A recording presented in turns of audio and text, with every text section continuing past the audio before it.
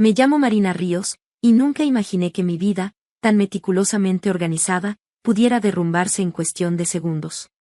Todo comenzó una mañana cualquiera en Barcelona. Estaba en la mitad de una presentación importantísima frente a una sala llena de ejecutivos. Yo, estratega de marketing digital, 30 años, viviendo sola en un pequeño piso cerca de Gracia, pensaba que lo tenía todo bajo control. El proyector iluminaba mi rostro, los trajes caros delante de mí asentían, y por primera vez en meses sentí que mi trabajo por fin empezaba a dar frutos. Pero entonces, el mundo empezó a girar. Primero fue como una sacudida leve, como si la sala temblara bajo mis pies. Luego un dolor punzante cruzó mi cabeza de lado a lado.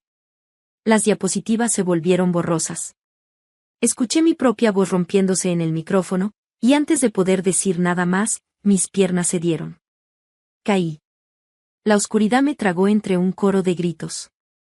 Cuando abrí los ojos, estaba en una habitación blanca, fría y desconocida. El zumbido constante de las máquinas me recordó que no estaba soñando. Una enfermera ajustaba el suero conectado a mi brazo. Tranquila, Marina. Estás en el Hospital Santa Avelina. Te desmayaste en el trabajo.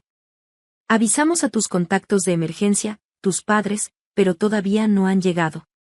Esa frase fue como una puñalada, porque aunque no me sorprendía, dolía igual. Mis padres vivían en Valencia. No estábamos peleados, pero tampoco éramos cercanos. Siempre había una distancia invisible entre nosotros, construida ladrillo a ladrillo por años de comparaciones con mi hermana mayor, Claudia, la favorita eterna. En nuestra casa todo giraba alrededor de ella, la estudiante perfecta, la hija ejemplar, la que nunca fallaba. Yo, en cambio, era la sombra. La que hacía esfuerzo, pero nunca lo suficiente. La que, aunque consiguiera buenas notas, jamás llegaba al nivel de Claudia, la brillante, la impecable. Desde fuera, éramos una familia ideal, mi padre, abogado metódico y exigente, mi madre, profesora de literatura, siempre rodeada de libros, y nosotras dos, las hermanas Ríos, viviendo en un piso amplio y luminoso cerca del cauce del Turia. Tardé años en entender que aquella perfección era solo una fachada. Mi adolescencia fue un catálogo de silencios incómodos. Mis éxitos quedaban enterrados mientras los trofeos de Claudia ocupaban todas las estanterías del salón. Si ganaba un concurso de fotografía, mi madre sonreía y decía, «Qué bien, cariño», mientras corría a ayudar a Claudia con algún proyecto universitario. Mi padre, sin levantar la vista del periódico, sentenciaba, «Deberías aprender a ser más constante, como tu hermana». Recuerdo, con un nudo en la garganta, cuando tenía 16 años. Tenía una exposición muy importante en una galería local. Era mi momento. Había trabajado meses para conseguirlo. Y mis padres, no fueron. Decidieron viajar a Madrid para acompañar a Claudia a un campeonato universitario de debate. Me dejaron una notita en la mesa, «Lo celebraremos pronto». Te lo prometemos. Nunca lo hicieron. Así que cuando cumplí 18, hice las maletas y me fui a Barcelona. Necesitaba aire. Distancia. Un lugar donde no fuera la hermana de Claudia, sino simplemente Marina. Y lo conseguí. Me construí una vida propia, mi trabajo, mis amigos, mi pequeño apartamento lleno de mis fotografías. Pensé que finalmente había superado ese vacío. Pero tumbada en esa cama de hospital, con un suero en el brazo y la cabeza palpitando, me di cuenta de que la herida seguía abierta. Abrí mi móvil. Ni una llamada perdida. Ni un mensaje de mis padres. Nada. Solo silencio. Fue mi compañera de trabajo, Julia, la que apareció aquella tarde. Me había acompañado en la ambulancia, y traía una bolsa con ropa cómoda, mi cámara y mi cargador. Su gesto fue tan sencillo y tan humano, que me emocioné. Ella, que apenas me conocía fuera de la oficina, estaba allí, mientras mi propia familia ni siquiera había respondido al hospital. Más tarde, entró la doctora Muñiz, acompañada de una neuróloga, la doctora Serrano. Traían ese tipo de expresión que te anuncia que la vida está a punto de cambiar. Marina, dijo la doctora Serrano con una voz que intentaba sonar suave, tu colapso no fue por estrés ni por agotamiento. Encontramos señales de presión elevada en el cráneo. Podría tratarse de una masa. Te hemos programado una resonancia para mañana. Una masa. Sentí que ese término caía en la habitación como una piedra. Intenté mantener la calma, pero todo en mi interior gritaba. Después de que se marcharan, la soledad se volvió abrumadora. Me quedé mirando el techo, preguntándome cómo podía ser que una noticia tan devastadora me encontrara completamente sola. Esa noche, incapaz de dormir, cometí el error de abrir Instagram. Y ahí estaba. Una publicación reciente de mi hermana Claudia. Mis padres, ella, su marido, sus hijos, todos sonriendo en un parque de atracciones de Valencia. La descripción decía, día familiar perfecto. Sin complicaciones. Me ardió el estómago. El hospital los había llamado horas antes. Y aún así, ellos estaban celebrando. Y yo, era la complicación. Cerré el móvil con las manos temblando. No sabía si llorar, gritar o simplemente rendirme. Pero respiré hondo. Inhalé. Exhalé. No podía detenerme ahí. Al menos tenía a Julia, y tenía también a Nora, la enfermera del turno de noche, que me hablaba con una calidez tan inesperada que por momentos hacía que todo pareciera menos terrible. Ella me dijo algo que no olvidaré jamás: la familia no siempre es la de sangre, Marina. A veces es la que aparece cuando más la necesitas. Ojalá fuese tan fácil creerlo. A la mañana siguiente, comenzó la resonancia. El ruido metálico, la sensación de estar atrapada, la presión en el pecho, todo era una pesadilla. Y la espera de los resultados, aún peor. Cada tic del reloj me golpeaba como un martillazo. Julia vino por la tarde e intentó hacerme reír. Durante un rato lo consiguió. Pero en el fondo, el miedo continuaba creciendo. Y con él, una certeza que no quería aceptar: pase lo que pase, lo iba a enfrentar sola. Las horas después de la resonancia fueron eternas. El silencio del pasillo, el olor a desinfectante, el sonido rítmico del monitor, todo me recordaba que estaba atrapada en una realidad que no había elegido. Intenté leer, mirar el móvil, dormir, nada funcionaba. Julia volvió por la tarde con su energía de siempre, intentando animarme con chistes malos y anécdotas de la oficina. Pero incluso su luminosidad parecía desvanecerse frente al miedo que me apretaba el pecho. Finalmente, las doctoras Muñiz y Serrano regresaron. Entraron despacio, con ese tono profesional que busca no alarmar, pero que ya anuncia que lo que viene no será sencillo. Marina, comenzó la doctora Serrano, sosteniendo una carpeta con imágenes impresas, los resultados muestran un meningioma. Una masa en la zona frontal. Es probablemente benigno, pero está ejerciendo presión en áreas delicadas. Necesitamos operar dentro de una semana. La palabra cirugía cerebral retumbó en mi cabeza como un trueno. Mi respiración se volvió corta, acelerada.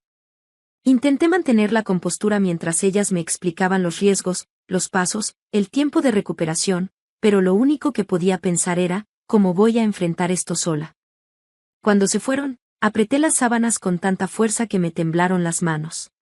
Quería llamar a mis padres, gritarles, pedirles que vinieran, pero me negué. Ya no iba a mendigar cariño. Ya no más. Julia regresó un rato después, me encontró llorando en silencio. No dijo nada, solo se sentó a mi lado y me tomó la mano. Ese gesto sencillo fue más familia que todo lo que había recibido en años.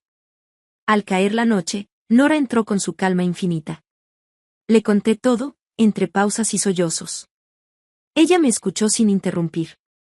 ¿Sabes qué veo cuando te miro, Marina? Valentía. Y te aseguro algo: nadie enfrenta esto completamente sola. Aunque creas que sí. Sus palabras me dieron un respiro. Apenas un respiro, pero suficiente para seguir. Los días siguientes fueron una mezcla de miedo, trámites médicos y un intento desesperado de mantenerme ocupada para no pensar en la cirugía. Conocí a varios pacientes que habían pasado por lo mismo. Un bombero jubilado llamado Mateo que me habló de su recuperación con una sonrisa contagiosa. Una mujer llamada Elena, madre soltera, que llevaba meses luchando contra un tumor mucho más agresivo que el mío y aún así hacía bromas sobre la comida del hospital. Cada uno era un recordatorio de que el miedo era normal, pero también de que la vida no se detenía. Aún así, por las noches, la soledad volvía a asfixiarme. Y lo peor llegó una tarde, cuando mi móvil vibró después de varios días sin una sola llamada de casa. Vi notificaciones. Varias. Mi corazón dio un salto, hasta que leí el nombre, Claudia. Nueva publicación. La abrí con un presentimiento extraño. Era una foto familiar en la playa de la Malvarrosa. Mis padres, mi hermana, mis sobrinos, todos con sonrisas perfectas bajo el sol. ¿Y el texto? Agradecida por la familia. Nada más importa. Nada más importa. Mi nombre no aparecía. Ni una mención a mi ausencia. Ni una palabra sobre la llamada del hospital. Ni una señal de que les importara si seguía viva. Cerré el móvil de golpe. Noté como algo dentro de mí se rompía, algo que llevaba años agrietándose. Y entonces pasó lo que nunca esperaba. Esa misma noche, recibí un mensaje de mi padre: tu abuelo sufrió un derrame. Está en el hospital. Pregunta por ti. Llámanos. Mi abuelo. El único que siempre me había visto. El que me enseñó a observar la vida a través de una cámara. El que jamás me comparó con Claudia. Sentí una punzada profunda en el pecho. No podía viajar. La doctora había sido clara: nada de movimientos largos antes de la cirugía. Le enseñé el mensaje a Nora, con las manos temblando. No puedo ir a Valencia, y puede que no lo vea más. Ella me acarició el brazo con esa forma suya tan maternal. No puedes viajar, pero sí puedes hablar con él. Llámales. No te guardes nada. A veces una conversación puede sanar años enteros. Julia llegó justo cuando iba a llamar. Estoy contigo, me dijo, y se sentó frente a mí como una guardiana. Marqué el número de mi padre. La voz le salió tensa, casi molesta. Marina, por fin, ¿por qué no has contestado? Te hemos estado llamando. Mentira. Ni una llamada. Ni un mensaje. Tragué saliva. ¿Por qué he estado en el hospital? Silencio. Me desmayé en el trabajo. Tengo un tumor cerebral. Mañana me operan. Hubo otro silencio, uno que dolió todavía más. Un tumor, murmuró. ¿Por qué no nos dijiste?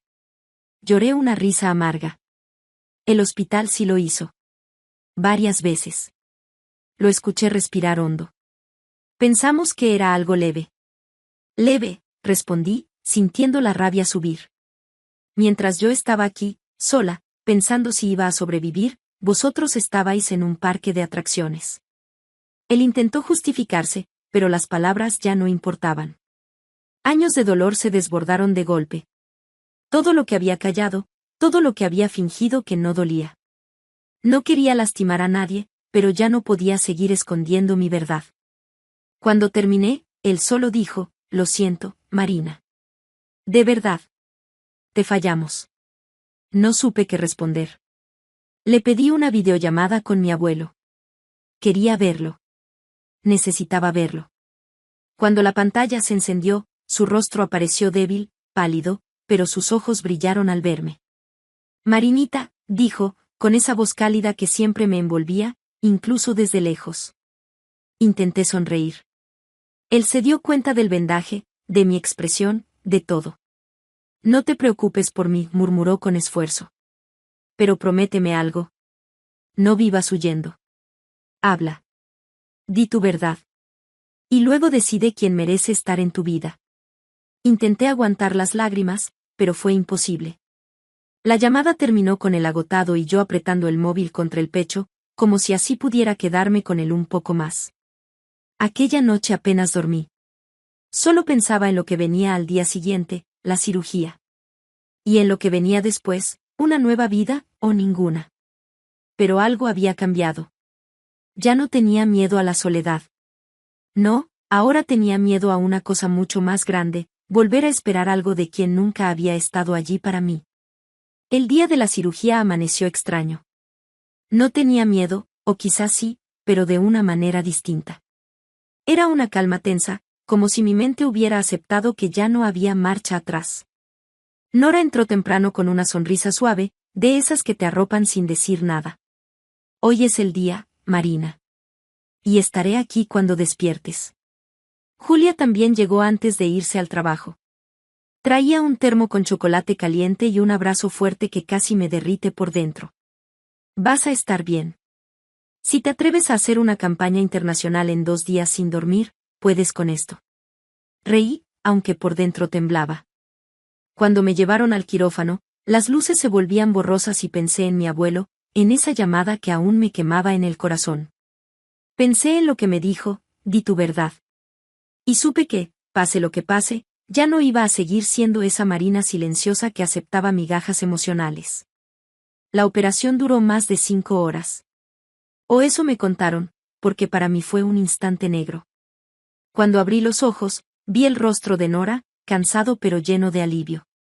«Ha salido bien», susurró. «Te lo prometí». Julia entró unos minutos después con flores y lágrimas en los ojos. «No tienes idea del susto que me diste». Los primeros días en cuidados intensivos fueron una mezcla de dolor, luces, morfina y voces borrosas. A veces me despertaba sobresaltada creyendo que aún tenía que entrar a una reunión. Otras veces me invadía el miedo irracional de que mi familia jamás llamaría. Pero cada vez que abría los ojos, Nora estaba allí aunque fuera un minuto, y Julia venía cada tarde después del trabajo. Mateo, el bombero jubilado, me mandó una tarjeta dibujada a mano. Elena decidió regalarme un libro para pasar el tiempo mientras te recuperas de tu drama cerebral, como lo llamó ella. Aquella gente, que apenas me conocía, se convirtió en mi sostén. Una semana después de la cirugía, la doctora Serrano sonrió por primera vez desde que la conocí. Marina, eres un caso de libro. Vas a recuperarte muy bien. Y así, de repente, ya no estaba luchando contra la muerte. Estaba volviendo a la vida. Pasaron 2 semanas. Me dieron el alta con una lista interminable de cuidados y advertencias. Pero yo tenía una sola idea en la cabeza, tenía que ver a mi abuelo. No había pasado un día sin pensar en él. La doctora no estaba emocionada con la idea del viaje, pero aceptó siempre que no condujera y descansara cada poco. Julia, por supuesto, levantó la mano enseguida. Ni lo sueñes, yo voy contigo. No pienso dejar que te marees a mitad del camino y acabes cayéndote enfrente de medio tren. Así que subimos juntas al AVE rumbo a Valencia. El traqueteo suave del tren me dolía en la cabeza, pero me daba igual. El paisaje pasando a toda velocidad se mezclaba con recuerdos de infancia, veranos en la playa, las cartas de mi abuelo. Llegamos temprano al hospital. El pasillo olía a desinfectante y a nostalgia. Abrí la puerta de su habitación despacio, y allí estaba. Frágil. Más delgado. Con la piel apagada. Pero cuando me vio, su sonrisa fue la misma de siempre. Marinita, murmuró. Me acerqué y tomé su mano con cuidado. Tenía que venir, le dije. No podía quedarme sin darte un abrazo. Él cerró los ojos un segundo, como si ese gesto le devolviera un poco de vida. Hablamos durante casi 1 hora. De la cabaña en el lago que me había dejado, de mis fotografías, de que él siempre supo que yo no era menos que nadie. «Eres suficiente», me dijo con voz débil. «Siempre lo fuiste. No dejes que nadie decida lo contrario». Y entonces, mis padres y Claudia entraron en la habitación. Se quedaron congelados. Mi madre llevó la mano al pecho, mi padre abrió la boca sin saber qué decir, y Claudia dio un paso hacia mí, pero yo no me moví. «Marina, no deberías estar aquí», dijo mi madre, mirando mi gorrito que cubría la cicatriz. «Estoy aquí por él», respondí sin levantar la voz. Solo por él. La tensión era tan espesa que casi podía tocarse. Entonces mi abuelo, con más fuerza de la que yo creía que le quedaba, dijo: «Sentaos. Ya basta». Y todos obedecieron. Era impresionante el poder que seguía teniendo, incluso tan debilitado. «Es momento de hablar», dijo él, con autoridad. «Y esta vez, nadie va a callar a nadie». Se volvió hacia mis padres. «La habéis hecho sentir invisible durante años. Siempre favoreciendo a Claudia. Siempre comparándola. Y tú, Marina, huyendo en lugar de enfrentarlo. Eso se acaba hoy. Sentí un nudo en la garganta. Mi padre bajó la mirada. Mi madre tragó saliva. Claudia parecía pequeña por primera vez en su vida. Respiré hondo.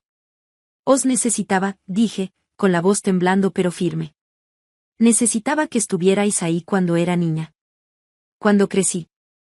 Cuando me fui. Y sobre todo cuando creí que iba a morir. Claudia empezó a llorar. Mi madre también. Mi padre se acercó un paso. Lo sabemos, Marina. Y lo sentimos. De verdad. Sus disculpas sonaron sinceras, pero el dolor no desaparece en un día. Les dije la verdad entera. Los años de comparaciones, el vacío, la soledad. La publicación de Claudia llamando Día perfecto sin complicaciones, justo cuando yo estaba en un hospital. Mi padre se pasó la mano por la cara, avergonzado. Claudia estaba hecha un mar de lágrimas. Yo también, aunque intentaba disimularlo. Mi abuelo nos miró a todos, satisfecho. Ahora que ya sabéis la verdad, arregladlo. Antes de que yo me vaya. Aquellas palabras se clavaron como un cuchillo. Lo abracé con fuerza, cuidando de no hacerle daño. Le prometí volver al día siguiente. Salí del hospital con Julia. No dijimos nada. No hacía falta. 6 meses después, estaba en el muelle de la cabaña del lago. La herencia de mi abuelo. Él había fallecido un mes después de aquella conversación, tranquilamente, como quien cierra un libro que ya estaba completo. Respiré el aire fresco del lago. Cerré los ojos. Era libre. Seguía recuperándome, pero ya caminaba sin miedo. Había vuelto a hacer fotografías. Había vuelto a trabajar. Y, sobre todo, había vuelto a vivir. Mi familia intentaba acercarse. Llamadas torpes. Mensajes incómodos. Visitas breves. Lentamente, con cautela, como quien aprende a caminar otra vez. Yo los escuchaba. Los observaba. No les cerraba la puerta, pero tampoco permitía que me hirieran de nuevo. Porque el cambio más importante no había ocurrido en ellos. Había ocurrido en mí. Ahora entendía lo que Nora había dicho aquella noche en el hospital, la familia no siempre es la de sangre. Mi verdadera familia se formó alrededor de mi cama de hospital, Julia con su lealtad infinita, Nora con su calidez, Mateo y Elena con su valentía.